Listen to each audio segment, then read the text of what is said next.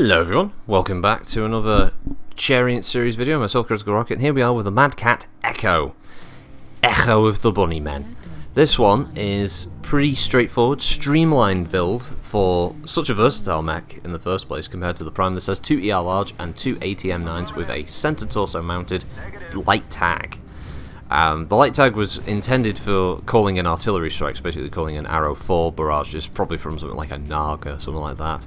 And the ER larges are there to reach out and touch somebody, and also to give it some firepower if things do decide to get too close, while the ATMs are business end weapons for this mech.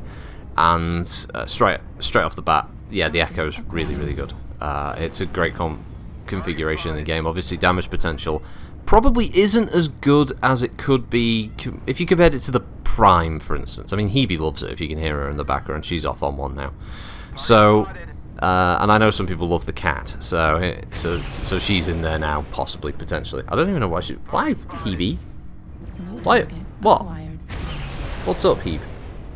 Anyway, so, yeah, really like it. It's, obviously, the Timberwolf is just one of those all-round terrifying machines, and it just works really well with this for MWO. The light tag is a great combination for the ATMs to be able to quickly lock onto an ECM-equipped heavy assault, for instance, to give you just that ability at that mid to short range damage area that you can just constantly just pepper a target with 18 missiles, or you come across that light mech that you need to highlight to the team, and you can also, like a piranha that tries to strafe you, you can hit it with the light tag, knock out his ECM, lock onto him, and like get a burst on him before he runs behind a building.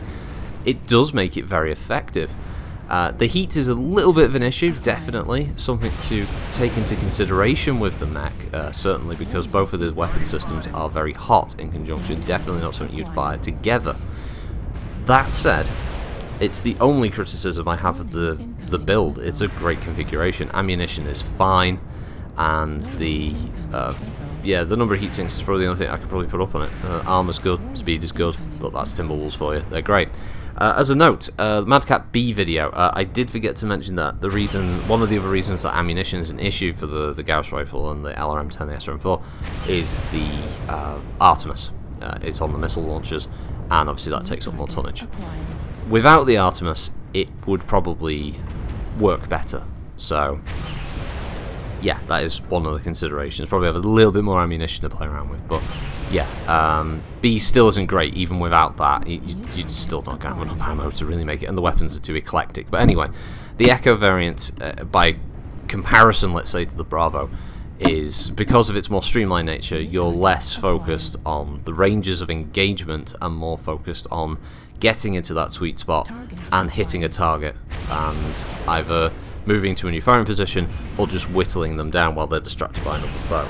And yeah, the Timberwolf E is just a solid fit.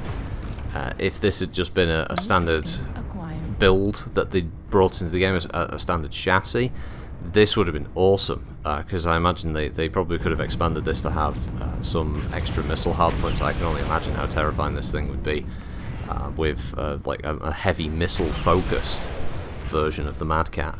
So yeah, there really isn't much else to say about it. The round was great. I do apologise for most of it being in nice, thermal blob vision, but the main reason for that was I wanted to keep this one because it's such a good round. It was like the first time I took the thing out, I already knew I was probably going to like it as soon as I found it amongst the listings on I use a program on a tablet. I forget what the hell it's called now. It's like Mech. Someone linked me to it, and it's like it's a BattleTech resource thing. You can find every vehicle and proto mech and battle mech and all the rest of it in there, and a large majority, maybe not every single variant, but enough, and it gives you like the full layout of where the equipment is located and stuff. So it's very easy to be able to find the variants and whether you can build them in MWO or not. So as soon as I saw this, I was like, yes, I'm having that. So, because you know me, I love my streamlined builds in MWO. If the weirdly enough, the less weapon systems, the better for me. But because I know for some people it's like the more firepower. and so for me, I think it's a bit more kind of like less weaponry, but hopefully used better by me. But my damage was good. I really enjoyed it. It's a great build. Try it out if you haven't already. It's a good laugh. Have a good one. Thanks for watching. Bye.